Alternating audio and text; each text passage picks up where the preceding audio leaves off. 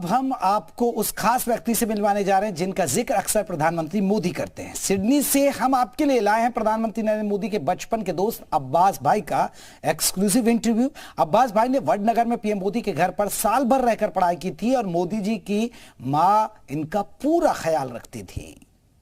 प्रधानमंत्री नरेंद्र मोदी ने एक बार अपने बचपन के दोस्त अब्बास भाई का जिक्र किया था। प्रधानमंत्री नरेंद्र मोदी ने बताया था कि उनकी मां अपने बच्चे की तरह ही अब्बास भाई को पालन पोषण किया करती थी।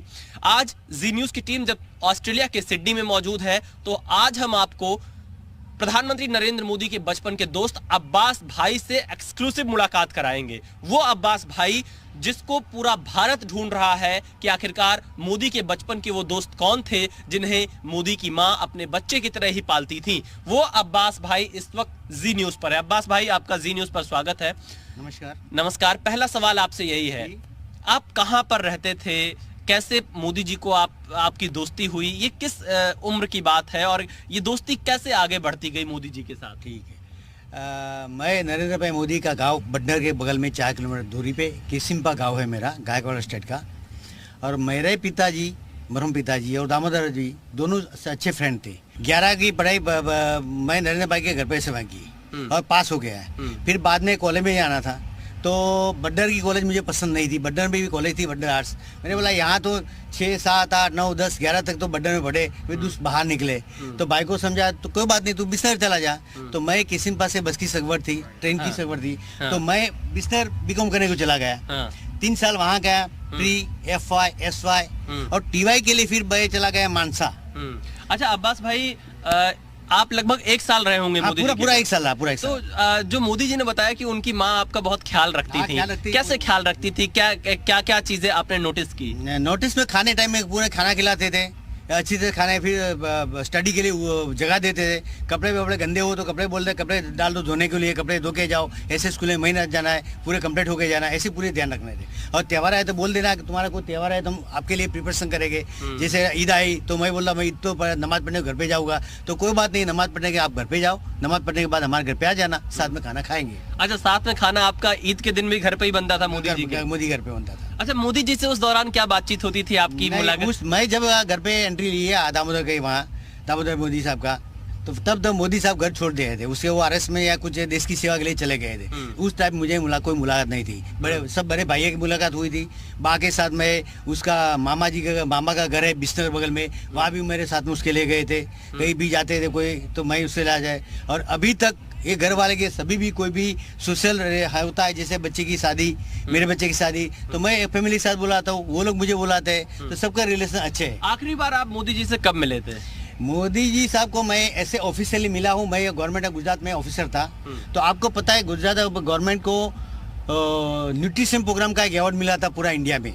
उसमें हमने न्यूट्री कैंडी बनवाई थी। ये प्रोजेक्ट मुझे दिया था। I am a coordinator of nutrition candy. तब एक कैंडी का हमने सर्वे किया था, जैसे स्पोर्ट्स वाले लड़के को, बच्चे को, तो सक्सेस हुआ। तो उसके इनॉग्रेशन के लिए हम उसके बंगले में गए थे और एक दफा मीटिंग में साथ में मिले थे। लेकिन मैंने बताया नहीं था कि मैं खुद अब्बास राम सदा हूँ, क्योंकि मुझे ऐसा लगता था कि CM साहब का इतना कीमती टाइम मैं क्यों वेस्ट करूं। जी, अच्छा अब्बास भाई, जब प्रधानमंत्री ने अभी हाल ही में जिक्र किया आपके नाम का, तब आपको कैसा लगा? मुझे अच्छा लगा, क्यों बात नहीं होता है। मैं दिल से खुशी हुआ कि बड़े आदमी, देश वाले इतने पुराने आदमी को याद करता है। मैं मतलब सही बोले तो फुला नहीं पाता। लोगों को खुद की पहचान देना पड़ता है। गलत बोलता है कि मैं मोदी को ये पहचानता हूँ, ये पहचानता हूँ, मैं बडनगर के रहा नहीं हूँ तो बडनगर रहता हूँ। मैं तो खुद भी हुआ था और किसको बताया था इसके पहले, तो बोले तू तो खाली बातें कर रहे है। तो ये मोदी साहब ने बताया। मानता नहीं था, कोई मानते नहीं थे, वो तो कैसे मानेंगे? और ऐसे क्यों नहीं मानते कि मोदी साहब को कभी मिलने नहीं जाता। मोदी साहब के बा के पास में जाता, पंकज भाई के घर पे जाता, पर मोदी साहब को नहीं जाता। लोगों को ये बताते थे कि मैं मोदी जी के घर में रहूं, लेकिन कोई यकीन नहीं करता था। जैसे फ्रेंड लोग हैं, ऑफिस वाले सब है, उसको बताते, वो मना करते थे कि नहीं तू बात नहीं करते। ऐसे तू क्यों नहीं जाता है CM के बंगले में? पहले मेरा काम नहीं है कहीं जाऊँ, उसका टाइम क्यों वेट करूँ? अच्छा अब्बास भाई, देखिए देश में अपने जिस तरह से प्रधानमंत्री की छवि को कुछ लोग बताने का प्रयास करते हैं, यहाँ तो मैं देख रहा हूँ कि कोई भेदभाव ही नहीं, किसी भी चीज को लेकर नहीं। आप तो उनके घर में रहे। नहीं, ये भेदभाव है नहीं, ये तो मुझे पता नहीं पड़ता, क्योंकि भेदभाव, ये कम्युनल में कभी कोई राइट होते नहीं होते, ये कोई आदमी जैसे कोई किसी वो सीएम के कम्युनल राइट हुआ या कुछ भी हुआ तो उसने करवाया, ऐसे कैसे मैं कह देता सर। हाँ। और सब लोग कैसे मानते, हाँ। सब भाईचारे से रहते नहीं, कोई बात नहीं। और मेरी कम्युनिटी तो पूरी ऐसी तरह से बड्डर के बगल में मेरे गाँव पूरे से है, आज तक खेती करते हैं, हमको कोई प्रॉब्लम नहीं है, अच्छी तरह से रहते हैं, हमको कोई तकलीफ नहीं अच्छा, है। जो लोग पीएम के खिलाफ इस तरह का एजेंडा चलाते हैं उनको क्या जवाब देना चाहेंगे आप?